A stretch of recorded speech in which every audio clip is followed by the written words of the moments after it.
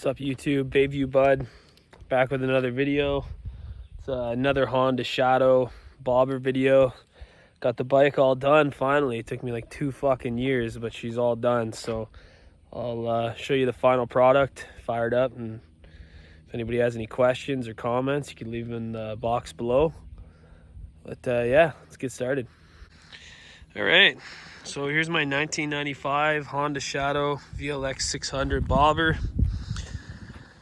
It's come quite a way since the first video I made about this. I didn't quite stay on top of the posts as much as I wanted to over the last 2 years, just because life got in the way, but I knuckled down over the last couple weeks and just got it done.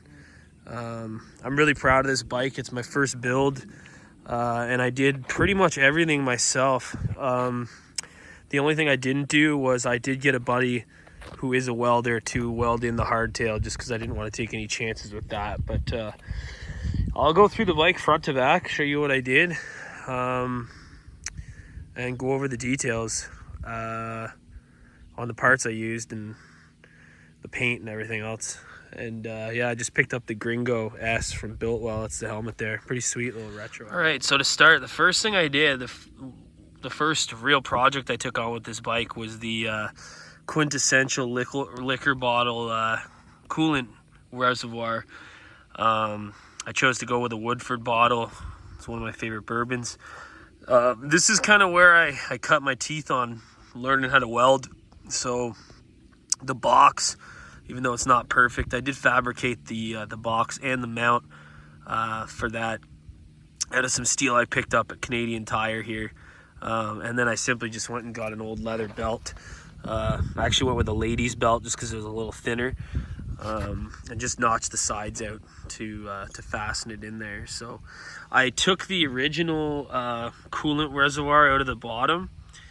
It was on underneath the bike. I removed all that, threw it in the garbage, and then I used some of the spare hose I had there to run it down into the bottle. So I do have to fill that with a little bit of coolant. Right now it's empty. This is the first time I've taken the bike out. I actually haven't even legally plated it, sorry. I just took it around the corner from my house to the community center so I could take this video, but I will have it on the road next week. So I got to get that topped up before I move on and get it on the road. So as for my carb setup, I am running the dual carb. I went with the pod system as opposed to the velocity stacks that most people seem to prefer.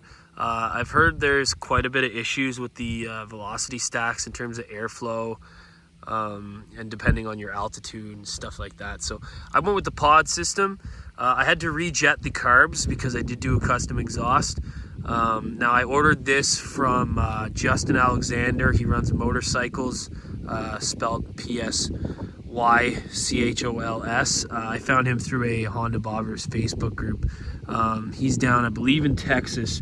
So he actually fabricated my exhaust for me and sold me the pod system and the jets for the carbs. So I did take the carbs completely apart, rejetted them, cleaned them, put them back together, which was, let me tell you, a pain in the ass with the original boots there. They were real solid, and it was quite a pain in the ass getting them back in, but everything seems to be running pretty good now.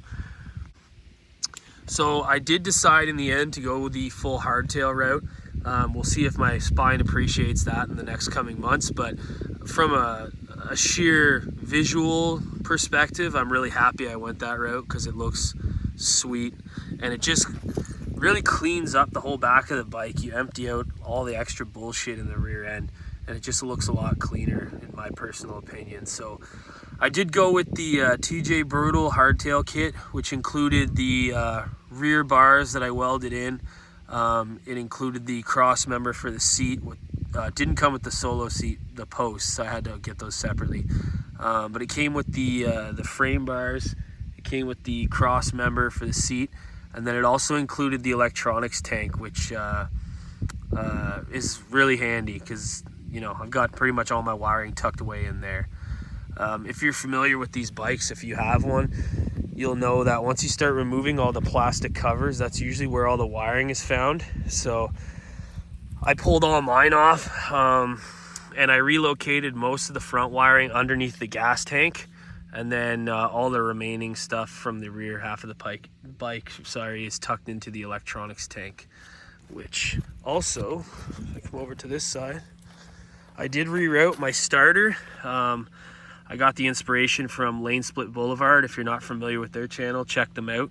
But I did reroute the starter switch to this little push button here on the side of the electronics tank.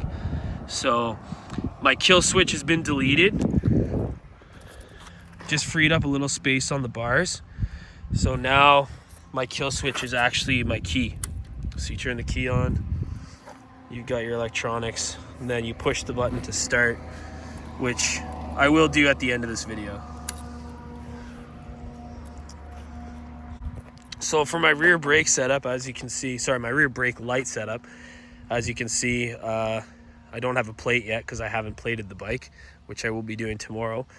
I went with the old, I think it's called the Model A taillight setup. I got this plate and light setup from a company here. I'm in Ontario, I'm in Ottawa, just outside Ottawa. So I ordered it from Perth County Moto in Toronto, which if you're in Ontario or just Canada in general, honestly, they're amazing. Their service is like second to none, and they carry like a shitload of parts. I actually got my hardtail kit from them.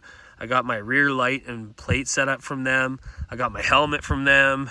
What else did I get? I got quite a few things over the last few months. I'm drawing a blank because there's so much. But they're really great, so I would recommend checking them out. So in terms of my headlight, I ordered this headlight. I think it's a 5-inch off of eBay. I ended up fabricating, I touched on this in one of my last videos. I fabricated this entire mount because the one it came with didn't work. The turn signals came on the bike, I just left them. The white wall tires I'm running are Shinko's. I like the look of them, although I've seen some without the white walls with those retro looking tires, and I might switch those up in the future. But for now, I'm liking the Shinko white walls. So I went with the upsweep exhaust. Like I said, Justin Alexander fabricated these for me. They sound great. They look even better. I'm thinking at the end of the season, I'm going to get them chromed just so I don't have to worry about rust or anything like that. But I'm really happy with how they look and how they sound. Again, at the end of the video, I'll fire it up so you can hear how it idles and how it revs. Now my tank, I actually bought off a buddy of mine. He was using it for another bike and didn't want it anymore. So it's kind of like a Sportster, like Frisco style peanut tank. I'm not sure what the make is, but I'm really happy with the way it looks on the bike. It sucks because the sun's not out right now, so you can't really see the paint, and the bike's been sitting in the driveway. But I did go with a root beer metal flake. I don't know if you can kind of, there's a little bit of dust on there. Let me see another rear fender a little better. I went with a root beer metal flake. So, you know, right now it's a little overcast, it's cloudy, so you don't get to see it too well, but when the sun's hitting it, it's almost like a nice coppery metallic brown. Now, the person who inspired me to build bikes is Indian Larry. Those of you who are familiar with him know what I'm talking about. He was really famous for doing the Biker Build Off series on Discovery Channel back in the early 2000s. One of the first bikes I saw him build was a bike called Wild Child, I believe it was called, and he painted the bike root beer metal flake. So that's what I did, just as a nod to him for inspiring me to build my own bike. So for the bars, I went with the Drag Specialties Mini Apes. I had put on TC Bros drag bars, but my seating position wasn't comfortable, so I went with the Drag Specialties Mini Apes. I think they're 10-inch, if I'm not mistaken, and I'm really happy with the look. Now my mirrors, these are an Amazon special actually. They were like 30 bucks on Amazon.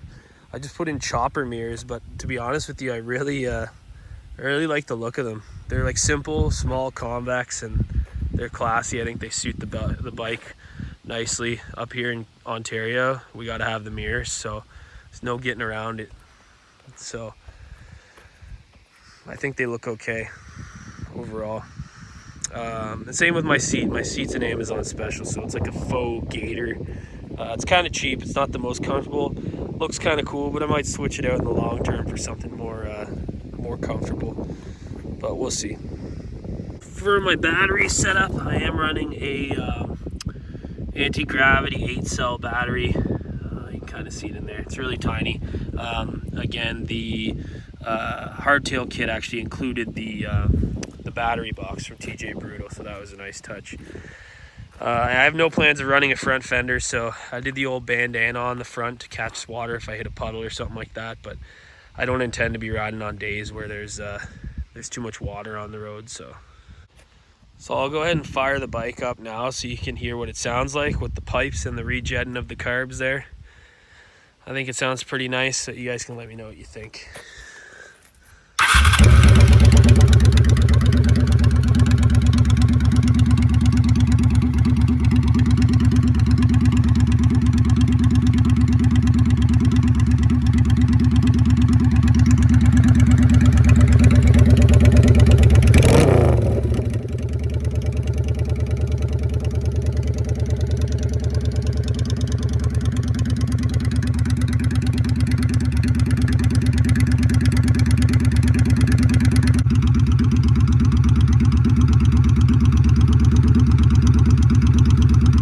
So yeah, I don't think I'm missing anything else on the bike overall. So just to recap, I got Justin Alexander made the pipes. He sold me the pod system for the carbs, rejetted the carbs. I deleted the entire vacuum system, deleted the coolant system. I'm trying to think of what else. Tucked all my electronics into the tank there, rerouted the starter, deleted the kill switch, new tank, new rear fender, deleted the front fender, Drag Specialties bars, mini apes, still the same turn signals that were on the bike when I got it. One thing I did forget to mention, my grips are from TC Bros. They're the Vans waffle grip grips, the collab they did with Vans. Amazon for the mirrors, Amazon for the starter switch, Amazon for the seat.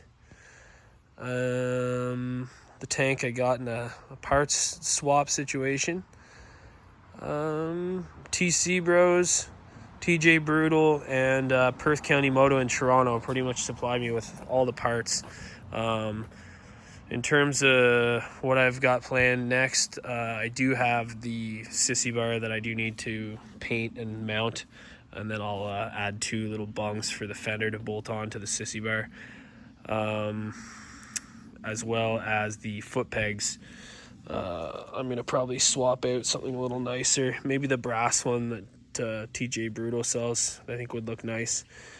I'll try and get a better video of the paint when it's a little nicer outside, so you can see the metal flake.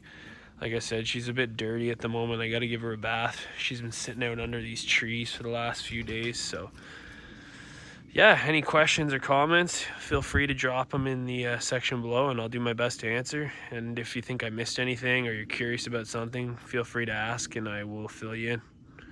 Cool. Catch you guys in the next one. Thanks.